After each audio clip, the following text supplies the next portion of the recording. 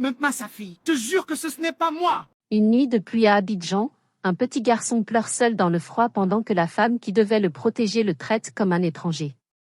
Depuis la mort de sa mère, le jeune Malik vit un véritable enfer sous le toit de sa terrible belle-mère Safi. Affamé, humilié, frappé et rejeté chaque jour, l'enfant n'a plus qu'un seul refuge, les souvenirs de sa mère disparue. Mais ce que Safi ignore, c'est que l'amour d'une mère ne meurt jamais, et certaines injustices finissent toujours par réveiller des forces invisibles. Entre souffrance, mystère et vengeance silencieuse, cette histoire bouleversante va vous faire pleurer, frissonner et croire que même après la mort, une mère continue de protéger son enfant. Dans la commune de Yopougon à Abidjan vivait un petit garçon nommé Malik. Depuis que sa mère était morte après une longue maladie, son père Bakary s'était remarié avec une femme appelée Safi. Au début, les voisins pensaient que cette femme allait aimer l'enfant comme son propre fils. Mais derrière ces beaux sourires se cachait un cœur rempli de froideur et de jalousie. Chaque matin, Malik se réveillait avant tout le monde pour nettoyer la maison, laver les assiettes et balayer la cour pendant que ses demi-frères dormaient tranquillement. Quand venait l'heure du repas, Safi servait de grandes portions aux autres enfants mais laissait souvent Malik assis dans un coin sans nourriture. Un soir, le ventre vide, l'enfant osa demander timidement « Maman Safi, j'ai faim ». La femme tourna lentement la tête vers lui avec des yeux pleins de mépris. « Va chercher ta mère au cimetière si tu veux manger. Moi je ne suis pas ta mère et je ne le serai jamais. » Les larmes coulèrent immédiatement sur les joues du garçon. Il baissa la tête et murmura dans un souffle « Maman, pourquoi tu m'as laissé seule ?» Depuis ce jour, les humiliations devinrent encore plus cruelles. Dès que Bakary quittait la maison pour aller travailler, Safi se transformait en véritable bourreau. Elle insultait Malik, lui donnait des coups pour de petites erreurs et l'accusait même de voler de l'argent. « Petit voleur! Rends-moi mon argent sinon tu vas voir ce qui va t'arriver », criait-elle en le poussant violemment contre le mur. Le garçon pleurait en répétant « Ce n'est pas moi, je te jure ». Mais personne ne l'écoutait. Les voisins entendaient parfois les cris de l'enfant traverser les murs du bâtiment. Une vieille dame du quartier regardait souvent la fenêtre de l'appartement avec tristesse en disant « Cet enfant souffre trop depuis la mort de sa mère ».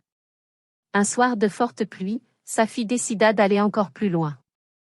Après une petite dispute, elle jeta Malik dehors sur le balcon sombre de l'appartement. Le vent soufflait fort et la pluie tombait sans arrêt. L'enfant tremblait de froid sur une vieille natte déchirée pendant que la famille dormait à l'intérieur. Caché dans l'obscurité, il entendit sa fille parler au téléphone avec une amie. « Cet enfant est un problème. Tant qu'il restera ici, Bakary ne m'aimera jamais complètement. Je vais le détruire doucement jusqu'à ce qu'il disparaisse de nos vies. » Le cœur de Malik se brisa complètement. Il serra ses genoux contre lui et finit par s'endormir sous la pluie. Mais cette nuit-là, quelque chose d'étrange se produisit. Dans son sommeil, il se retrouva dans un endroit rempli de lumière blanche et de vent doux. Une femme vêtue d'un pagne blanc apparut devant lui. C'était sa mère. Son visage brillait comme une lumière venue du ciel. « Mon fils, je vois toutes tes souffrances, » dit-elle avec douceur. Malik éclata en sanglots. « Maman, elle veut me faire du mal, pourquoi tu m'as abandonné ?» Sa mère posa sa main sur sa tête. « Je ne t'ai jamais abandonné. Les mères ne quittent jamais vraiment leurs enfants. Ceux qui font souffrir les innocents finissent toujours par payer leurs actes. » Puis elle disparut lentement dans la lumière. Le lendemain matin, sa fille se réveilla avec une douleur étrange au bras gauche. Lorsqu'elle regarda sa peau, elle découvrit une marque rouge ressemblant à une main humaine exactement à l'endroit où elle avait frappé Malik quelques jours plus tôt. Son visage pâlit immédiatement. Elle tenta d'ignorer cette peur mais quelque chose avait changé dans cette maison. Quelques jours plus tard, pendant le culte du dimanche à l'église, le pasteur interrompit soudainement son sermon. Il ferma les yeux puis déclara d'une voix puissante « Il y a ici une personne qui fait souffrir un enfant orphelin, mais Dieu entend les pleurs des innocents. Les prières d'une mère ne meurent jamais. » Toute l'assemblée devint silencieuse. Safi sentit ses jambes trembler. Elle voulut se lever mais tomba brutalement à genoux devant toute l'église. Les fidèles pensaient qu'elle recevait le Saint-Esprit, mais au fond d'elle, c'était la peur qui grandissait. Ce soir-là, Bakary rentra plus tôt après avoir entendu parler de l'incident à l'église. Il regarda son fils droit dans les yeux et dit calmement, « Malik, dis-moi toute la vérité. Je te promets que rien ne t'arrivera. » Pour la première fois, l'enfant raconta tout, la faim, les coups, les insultes, les nuits dehors sous la pluie. Bakary resta figé de douleur et de colère. Il réalisa enfin que son fils vivait un enfer depuis des mois sous son propre toit. À partir de cette nuit, des événements terrifiants commencèrent à suivre sa fille partout dans la maison. Les casseroles brûlaient toutes seules. Les miroirs se fissuraient sans raison. Chaque nuit, elle rêvait d'une femme vêtue de blanc qui la regardait en silence devant sa porte. Elle entendait parfois une voix murmurer doucement dans l'obscurité, « On ne touche pas aux enfants l'innocent. » Puis un matin, sa fille disparut mystérieusement. Son téléphone était resté sur la table et ses chaussures devant la porte. Bakary partit la chercher dans tout le quartier jusqu'à ce qu'un gardien du cimetière de Williamsville l'appelle. Lorsqu'il arriva sur place, il trouva sa fille assise devant la tombe de la mère de Malik, les genoux dans la poussière, répétant sans arrêt, « Pardonne-moi, pardonne-moi. » Bakary resta silencieux pendant que le vent soufflait doucement entre les tombes. À cet instant, Malik leva les yeux vers le ciel et sentit dans son cœur que sa mère continuait encore de veiller sur lui. Après cette journée, la maison changea complètement. Il y avait enfin de la nourriture sur la table, des cahiers pour l'école et de la paix dans le foyer. Chaque soir avant de dormir, Malik regardait les étoiles et murmurait doucement, « Merci maman. » Car même après la mort, l'amour d'une mère continue toujours de protéger son enfant. Après cette journée au cimetière, le silence régna pendant plusieurs jours dans l'appartement de Yopougon. Sa fille était revenue à la maison changée, le visage fatigué, les yeux creusés comme une femme qui ne dormait plus depuis des semaines. Elle parlait moins, évitait le regard de Malik et passait de longues heures enfermée dans sa chambre. Bakary observait tout cela sans rien dire, mais au fond de lui, une grande colère continuait de brûler. Il n'arrivait pas à pardonner tout ce que son fils avait subi sous son propre toit. Quant à Malik, même si les coups avaient cessé, les blessures dans son cœur étaient encore ouvertes. Chaque fois qu'il entendait sa fille marcher derrière lui, son corps se crispait automatiquement. La peur avait vécu trop longtemps en lui pour disparaître en quelques jours seulement.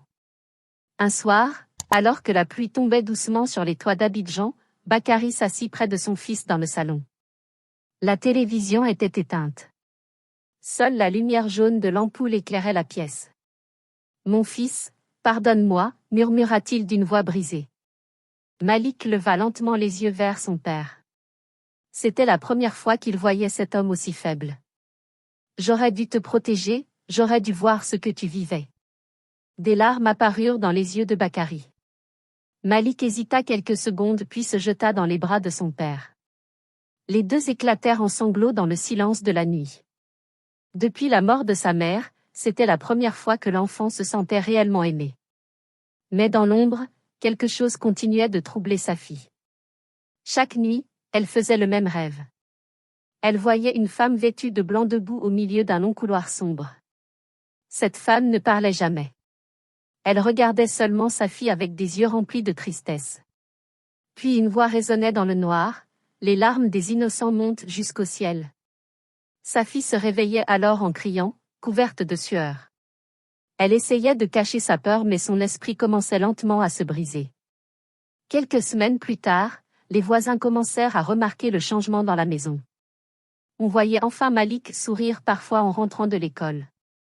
Il portait des vêtements propres et avait même repris du poids. Une vieille voisine lui offrit un jour un petit cahier neuf en disant « Ta mère serait fière de toi mon enfant ». Ces paroles touchèrent profondément le garçon. À l'école, Malik restait cependant très silencieux. Les autres enfants jouaient dans la cour pendant que lui restait souvent seul sous un arbre. Son instituteur, M. Adama, remarqua rapidement la tristesse cachée dans les yeux du garçon. Un après-midi, il le retint après les cours. « Malik, tu sais, même les enfants les plus forts ont parfois besoin de parler. » Le garçon baissa la tête avant de raconter doucement tout ce qu'il avait vécu. M. Adama sentit son cœur se serrer. « Tu es courageux, très courageux, » dit-il en posant une main rassurante sur son épaule. Pendant ce temps, sa fille devenait de plus en plus étrange. Elle entendait des bruits de pas dans le couloir alors que tout le monde dormait.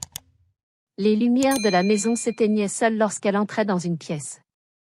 Un soir, alors qu'elle préparait le repas, elle sentit soudain une main froide toucher son bras. Elle se retourna brusquement mais il n'y avait personne derrière elle. La casserole tomba au sol dans un bruit violent. Terrifiée, elle recula contre le mur en tremblant. Cette nuit-là, elle prit une décision. Elle alla discrètement voir une vieille guérisseuse du quartier connue pour parler avec les esprits. La femme habitait dans une petite maison au bout d'une ruelle sombre. Lorsqu'elle vit sa fille entrer, elle fronça immédiatement les sourcils. « Tu portes le poids des larmes d'un enfant innocent », dit-elle d'une voix grave. Sa fille sentit son sang se glacer. « Aidez-moi, je suis hantée », murmura-t-elle. La vieille femme secoua lentement la tête. « Ce n'est pas un esprit qui te poursuit, c'est ta propre méchanceté. Tu as fait souffrir un enfant protégé par l'amour d'une mère. Tant que ton cœur restera mauvais, la paix ne reviendra jamais dans ta vie. » Les jours passèrent et sa fille commença peu à peu à changer. Un matin, elle prépara le petit déjeuner pour toute la famille puis posa timidement une assiette devant Malik. Le garçon resta surpris. « Mange avant que ça refroidisse », dit-elle d'une voix basse. Malik regarda son père sans savoir quoi faire. Bakary hocha doucement la tête. Lentement, l'enfant commença à manger. Sa fille l'observa discrètement et, pour la première fois depuis longtemps, une larme coula sur sa joue. Mais le vrai changement arriva quelques semaines plus tard. Un soir, alors que Bakary n'était pas encore rentré, sa fille entendit des cris dans la rue. Elle sortit précipitamment sur le balcon et vit Malik entouré de grands garçons qui lui arrachaient son sac d'école. Sans réfléchir, elle descendit en courant les escaliers. « Laissez cet enfant tranquille », cria-t-elle en se plaçant devant lui. Les garçons, surpris, finirent par s'enfuir. Malik regarda sa fille avec étonnement. Elle tremblait encore de peur mais resta debout devant lui comme une véritable mère protégeant son enfant. Ce soir-là, en rentrant à la maison, Malik murmura doucement « Merci, maman sa fille ». Ces mots frappèrent profondément le cœur de la femme. Elle éclata en sanglots. À partir de ce jour, la maison changea complètement. Sa fille commença à accompagner Malik à l'école, à vérifier ses devoirs et même à lui raconter des histoires avant de dormir.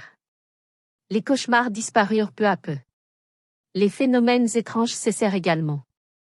Comme si une présence invisible avait enfin trouvé la paix. Un an plus tard, Malik devint l'un des meilleurs élèves de son école. Lors de la cérémonie de fin d'année, il monta sur scène pour recevoir un prix d'excellence sous les applaudissements. Dans le public, Bakary pleurait de fierté pendant que sa fille souriait les yeux remplis d'émotion. Lorsque Malik prit le micro, toute la salle devint silencieuse. « Je dédie ce prix à ma maman qui veille sur moi depuis le ciel, et à ma famille qui m'aime aujourd'hui comme je l'ai toujours rêvé. » Au même instant, un vent doux traversa la cour de l'école. Les rideaux bougèrent légèrement comme une caresse invisible. Malik leva lentement les yeux vers le ciel bleu d'Abidjan et sourit discrètement. Dans son cœur, il savait qu'elle était encore là, quelque part, à veiller sur lui avec amour. Les années passèrent doucement dans le quartier de Yopougon, et le petit Malik grandit avec une maturité qui étonnait tous ceux qui le connaissaient.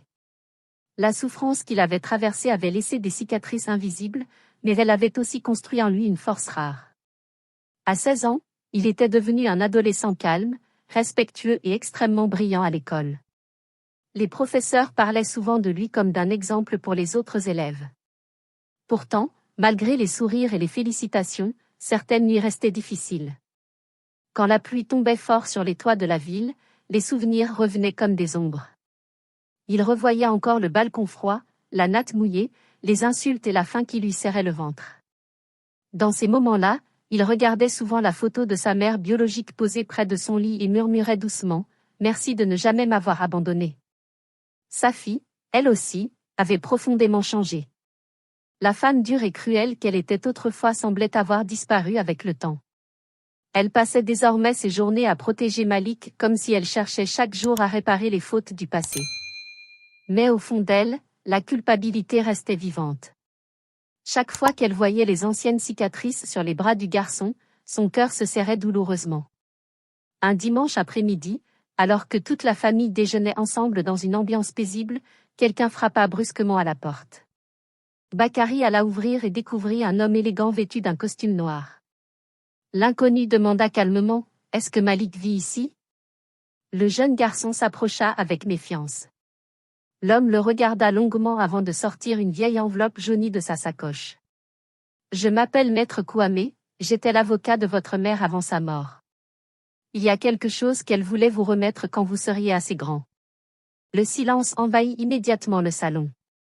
Les mains de Malik commencèrent à trembler lorsqu'il ouvrit lentement l'enveloppe. À l'intérieur se trouvait une lettre écrite de la main de sa mère. Les larmes montèrent immédiatement dans ses yeux.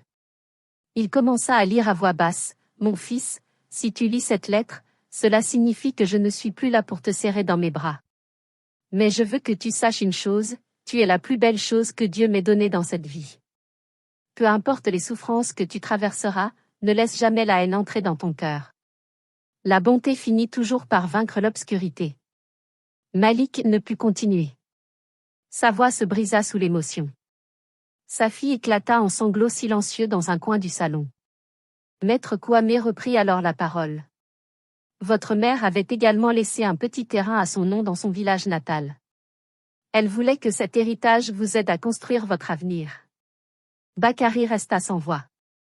Pendant toutes ces années, personne ne savait que ce terrain existait encore.